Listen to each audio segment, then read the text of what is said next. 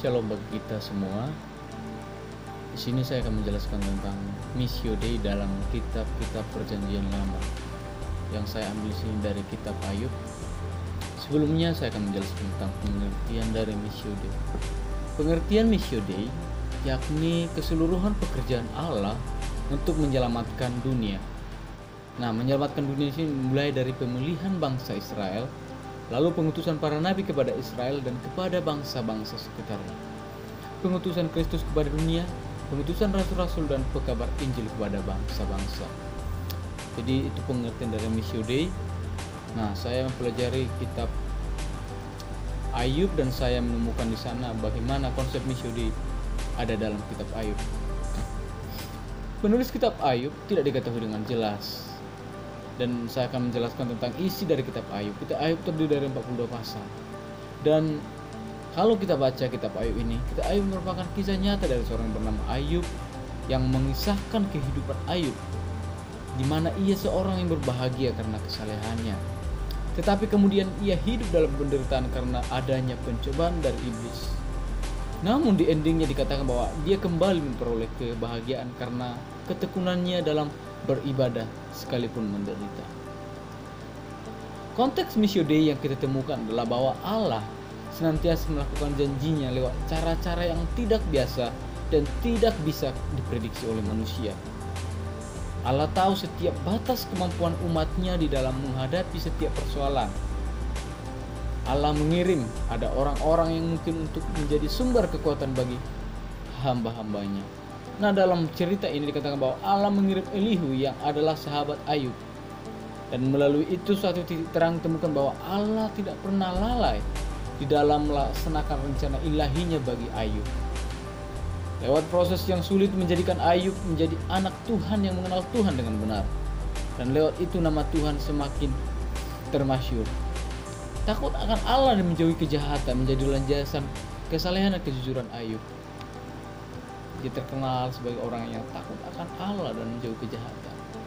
Dan dikatakan bahwa Missio Dei itu dikerjakan Allah kepada umatnya.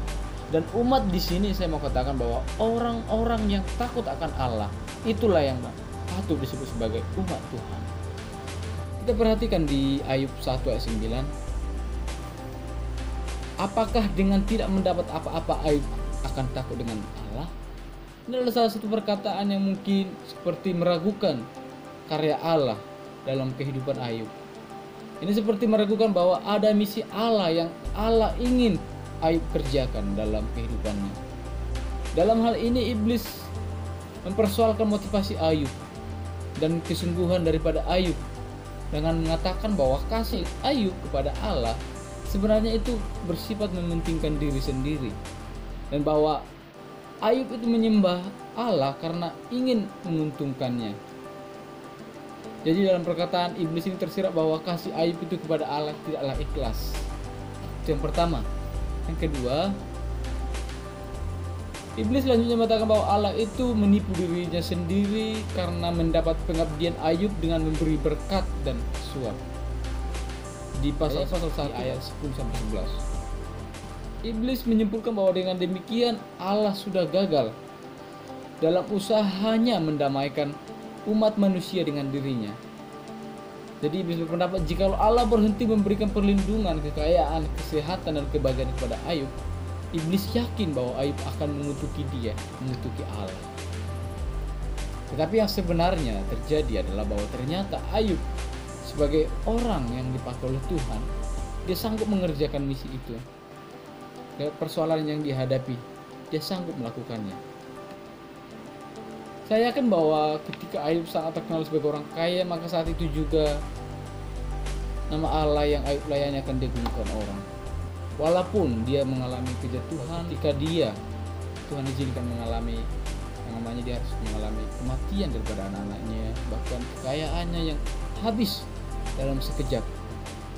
Kitab Ayub mengajarkan bahwa Allah mengizinkan anak-anaknya mengalami penderitaan untuk menunjukkan kemahakuasaannya, dan ini akan menjadikan umat untuk mengerti bahwa suatu penderitaan dapat membawa kemenangan.